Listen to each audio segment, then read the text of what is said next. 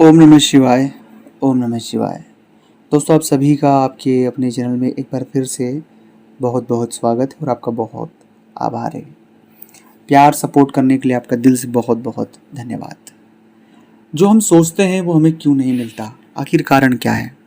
कई बार हमने जो सोचा वो हमें मिला ही नहीं, और बहुत से लोगों के साथ ये परेशानी देखने को मिली है कि वो जो प्लानिंग करते हैं, प्लानिंग के हिसाब से चीज़ें होती तो है, पर जो परिणाम वो सोचते हैं वो उन्हें नहीं मिलता है। मेहनत वो करते हैं, परिणाम का फल और कोई ले जाता है। कई बार हम मेहनत तो सब बहुत कुछ करते हैं, लेकिन परिणाम आने में बहुत देरी हो जाती है, और इतनी देरी हो जाती है कि वो परिणाम हमारे किस काम का होता ही नहीं है। कई बार हमारी धैर्य भी जो है वो जवाब दे देता है, क्योंकि परिणाम आ ही नहीं रहा है, सफलता मिल नहीं रहा है, मिल ही नहीं पा रही है। तो जैसे हम सोचते हैं वो हमें मिलता क्यों नहीं, आखिर ये माजरा क्या है, और ये कौन से ऐसे नियम कानून है इस प्रकृति के जिसमें हम सटीक नहीं बैठते। देखिए, ये लाइन आपने बहुत बार सुनी भी होगी कि मन का हो तो अच्छा, नहीं हो तो बहुत अच्छा। हमारे हाथ में सिर्फ कर्म की आज़ादी है। हम अच्छा काम कर सकते हैं, परिणाम देना ईश्वर के हाथ में है, नियति के हाथ में। और बस हम कर्म करते वक्त खुद को ईश्वर तुल्य समझ लेते हैं, मतलब खुद को सुप्रियल समझ लेते हैं। ईश्वर तुल्य तो ज़्यादा बोल दिया मैंने, लेकिन हम खुद को बहुत ज़्यादा हाई वो समझ लेते हैं, उच्च श्रेणी में।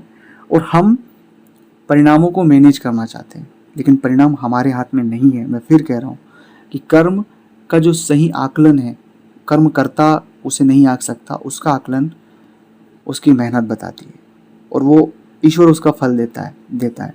90% तो लोगों को ये चीज़, हाँ 10% कुछ ऐसे सिचुएशन हैं जहाँ बहुत हार्ड वर्क मेहनत करने के बाद भी उन्हें वो परिणाम नहीं मिलता। उसके पीछे कई सारे कारण हैं, उसके पीछे कई सारी चीज़ें हैं, उसके लिए मैं अलग से वीडियो बना दूंगा। पर हमारे जो कर्म हैं, जो हम जो कर रहे हैं, उसका परिणाम हमें जरूर मिलता है, और वो ईश्वर उसका सही न्याय करता है। अब दूसरी इसमें जो एक बात है कि जो सोचते वो तो हमें मिलता ही नहीं है।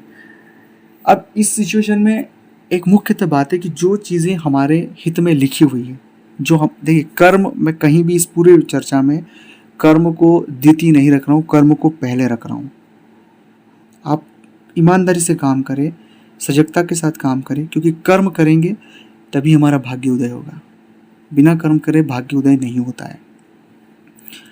तो जैसे ही हम उस सकारात्मक कर्मों की ओर जाएंगे, तो जो भी हम परिणाम है वो हमें, परिणाम जो सोच रहे उससे भी बड़ी चीज़ें मिलती हैं। कई बार हम जो सोचते हैं वो हमें नहीं मिलता है।